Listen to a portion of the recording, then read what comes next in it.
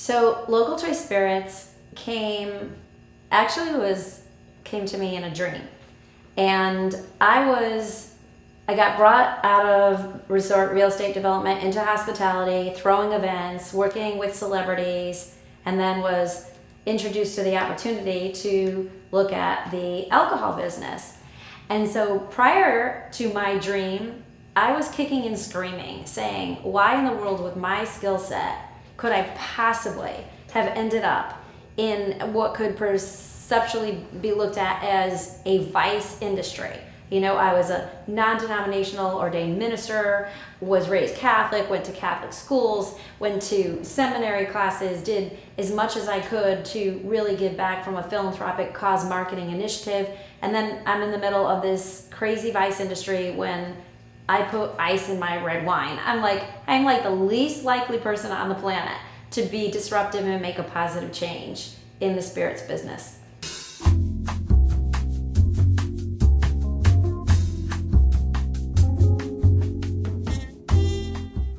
There's not very many female-owned distilleries in the whole world, so it puts me into a tiny demographic. I think this industry, and I'm delighted for my children to be part of this family-owned business, is an amazing industry for women, and most women haven't had the exposure to it to know that this is a career path that I could really enjoy.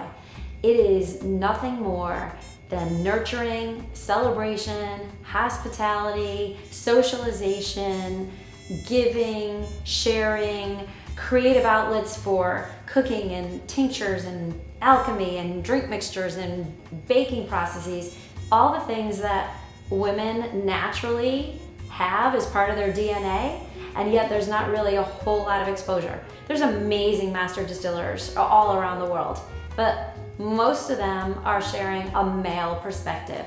So I think the opportunity here for me to bring a whole new perspective to the industry is what I'm really excited about. When I made the decision a year ago and finally came to fruition to close, one of the things that was so important to me and still is now is that the previous owners, Todd, Johnny, and Jim, who were an inspiration to me, stayed part of our family. I know the weight of their hearts, but more importantly, I know the strength of their dreams to see this come to fruition. So I could not have a better team to help carry me, to help carry us to the next level, which ultimately will change the world. Prior, Local Choice Spirits operated really as a platform that put all of the pieces together, the suppliers, the developers, the packaging components, the distribution, the retailers. We handle everything from soup to nuts.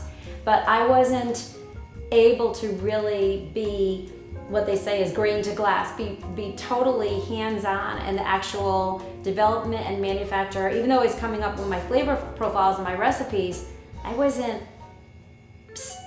planting the seeds and then watching the seed grow. And so now with owning my own distillery, I actually, for the first time in an almost 12-year career at this point, I can actually say, I could do whatever I want to do. I can't even tell you how excited I am about that. I could do whatever I want to do. The reason I can do this is because I have come to understand that this is my purpose, not my passion. So passion comes and goes, it flares and wanes. In the morning you wake up, ugh, I'm not passionate about it. But when I say, okay, but this is my purpose, and I look behind me and there's no one else on the planet doing what I'm doing. I mean, there's no one else on the planet doing what I'm doing. Then all of a sudden, that becomes a privilege. You see everywhere, you signs that say go local, buy local, support local, drink local, eat local, be local. And nobody had a company called Local Choice. It's like the award-winning, like the Global Choice Awards or the Music Choice Awards, but nobody was recognizing local choices. So that came up in the dream. I went and researched it. It didn't exist. I called my lawyer and I told her the dream that I had, and she said, oh my God, you're gonna make so much money. And I said, great, because I'm gonna give it all away. She said, you're gonna do what now? I said, I'm gonna give it all away. And that goes back to my dad, because see, for me, it's like, if I've been given a gift and I want to amplify that gift, first thing I'm gonna do is give it away. Because the more I give, the more I will receive. And that is just universal law. So I kind of created a spirits company out of that whole premise. We all come together for something that we need larger than life, which is the desire and the belief to hold on to the space of magic.